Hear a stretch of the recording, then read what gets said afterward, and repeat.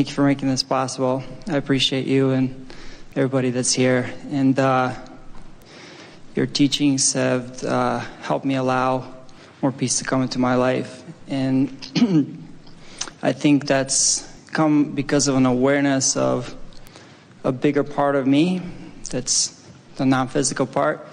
And I was hoping you can talk a little bit about that and kind of expand. And where that comes from is, I heard people say that you're powerful beyond measure. And when I hear that, that feels good, that resonates with me. And I was hoping you can tap into that, explain that a little bit more. Well, these days, that is our favorite subject. Awesome. Because everything that you are matters so much. You're here with such a reason for creation and joy. You come into this physical body and you focus. But when you start understanding that there is that larger part of you that you can allow, it's interesting because to even need to talk to our human friends about allowing the blending is odd just in and of itself, because the most natural thing would be for all of you to be here. And all of you would be here focused in any moment in time if you hadn't picked up attitudes and beliefs along your physical trail that cause you to introduce into your own vibrational point of attraction a sort of discord, a resistant frequency, a different frequency that equals static in your signal that disallows the clear signal of who you are to flow. So let's just talk about what's going on with Esther right now, because she stands here in her physicalness. You can see her. We're utilizing her physical apparatus and her voice and her ability to find words that match the vibrational frequency. In other words, this experience could not be happening if it were not for Esther's participation in it. But beyond Esther's participation in it is a broader perspective that she is allowing and therefore translating. So this moment in time is a more powerful moment for Esther and for those of you who are participating here, because she's allowing more of herself to be present in this moment. Now, who is Abraham? Abraham is consciousness beyond what is physically focused. Abraham is a consciousness, a collective consciousness that everyone has access to. You just got to get on the vibrational wavelength of it. So when Esther was she born with the fullness of Abraham flowing through her? Well, the correct word would be yes.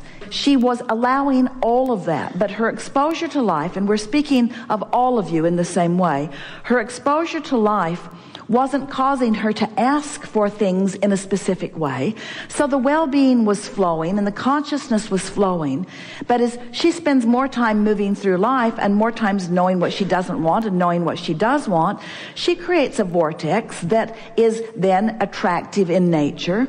And so this has been going on with Esther for a very long time until she heard about spiritual guides. She heard about meditation. She heard about allowing herself to quiet her mind. And when she sat to do that, not even really having any conscious awareness that this would be the result of it. In fact, there's a very strong probability that if she had known that this would be the upshot of that, she would not have done it. But she sat and quieted her mind, and as she quieted her mind, she felt a detachment from the physical world. And over time, for about 9 months, Jerry and Esther meditated every day for 15 or 20 minutes. And gradually, without her being aware of it, because we weren't giving her words about it, she just sat for the good feeling of detachment. Without her knowing it, her vibrational frequency was clarifying. It was purifying. Another way of saying it was her average frequency was raising, because the meditation process caused the resistance to become less and less. It also made her more acutely aware of the way she felt. Because when you allow yourself to sit in meditation to raise vibration, it makes you more aware of when you are doing that thing you do that lowers vibration.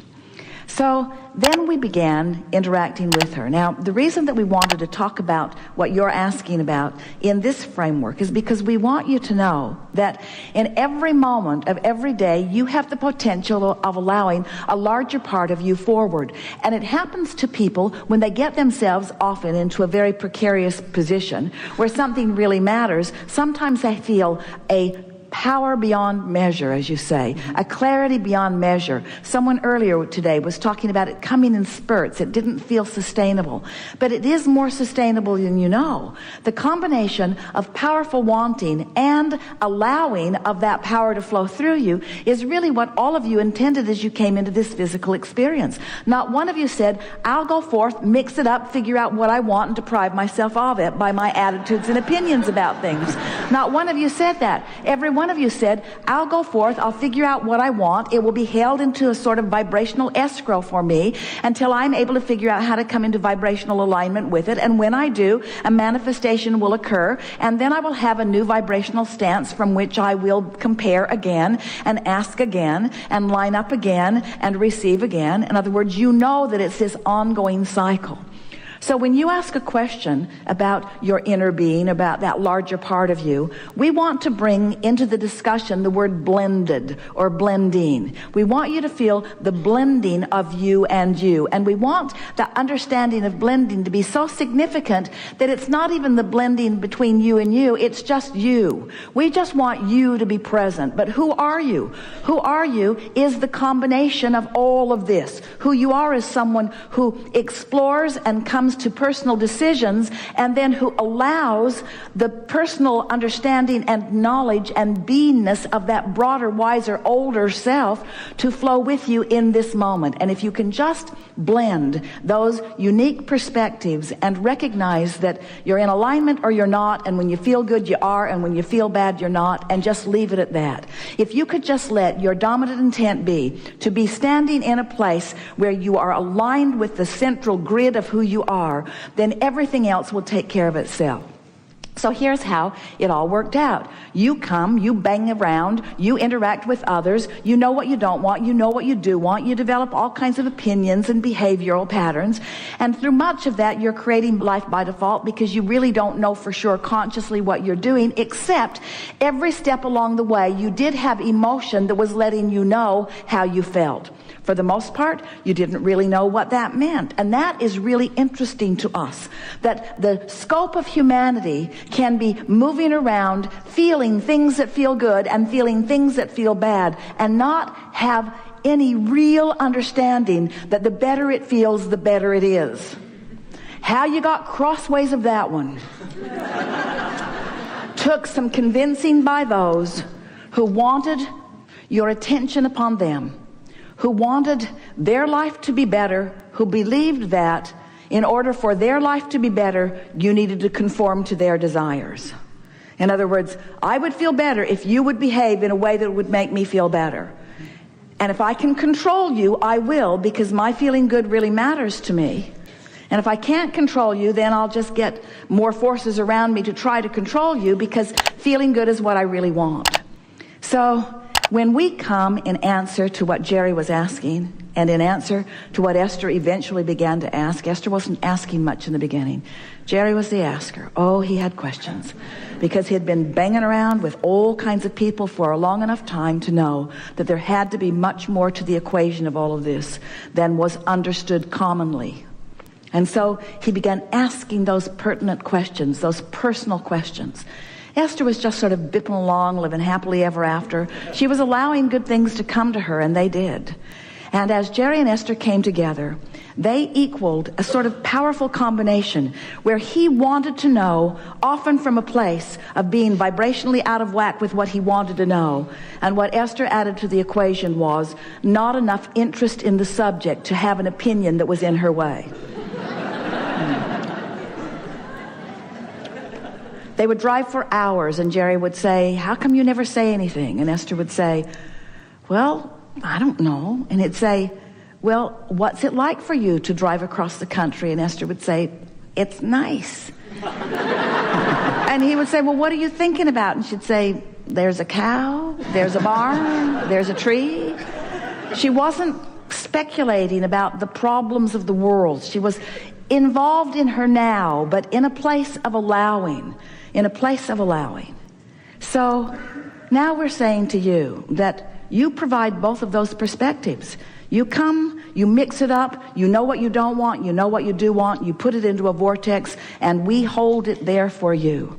And then, if we can convince you that how you feel matters more than all other things put together, if we can call your attention to the vibration of your core that Esther sort of found naturally, but many people do not, as you find this alignment with that core energy, in that alignment with your core energy, all things that you've been asking for will flow. And that's a nice thing, to get what you want. But even more, even nicer than getting that you want and that you want and that you want, is having all that you are present in this moment, listening to this conversation and taking it all in. More wonderful than all of the things that you could gather is an awareness of your present moment, an awareness from broader perspective. More than all other things put together, our desire for you is that you are able to stand in your now and witness it through the eyes of Source. That when someone walks into your space, that you can know who they really are. Not who they've manifested themselves to be, because they might have some personal catching up to do.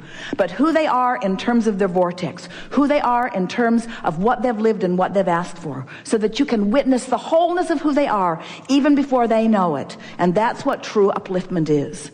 This is a room full of teachers, a room full of uplifters, and that is your gift to the world. When you are able to see someone in their wholeness, even before they know it and are able to display it. When you are able to find the harmony of that which they really are, even before they even understand it, and hold so true to the vibrational frequency of your source and theirs, that they must conform to the alignment of who they are if they are to be seen or witnessed by you. In other words, they must conform, because that's who they are as far as you know. And if they don't, they bounce out of your experience. They move somewhere where you are not. They become invisible to you. They live on those islands that have nothing to do with you. When Jerry first met us, he said, Abraham, I've got the perfect plan for incarceration of those ne'er-do-wells. We should have islands of rapists, islands of murderers, islands of thieves, islands of those, and then they can just join one another on the island and do that thing they do to each other. And we said, those islands exist. They are vibrational islands. You just have to decide what vibrational frequency is yours, you see. And the emotions within you are your key. If we can convince you that you are source energy in a physical body, and that you have infinite intelligence at your fingertips, and all things that are of interest to you can be attracted to you by you immediately. You just have to get that cluttered vibration out of the way, which is the only thing that has been keeping you off your signal enough that you haven't been tuning into it. Once you get hold of these thoughts, and we think we have laid out a pretty good process for you to understand it. Do you get it that you're vibrational? Do you? You sort of kind of do, don't you? And do you understand that you focus through thought? You do know that, don't you? And do you understand that law of attraction is bringing things to you that match the vibration that you're offering? And doesn't it make sense that by knowing what you don't want, you're able to discern what you do want, that there's a defining? And can you believe us when we say, this is the part that is sort of goes south for some of you. It's the part that we want to emphasize so that you can really, really get it. The source within you trusts so well that your exposure to life has caused you to know what you want, that the source within you lines up with that and radiates that signal.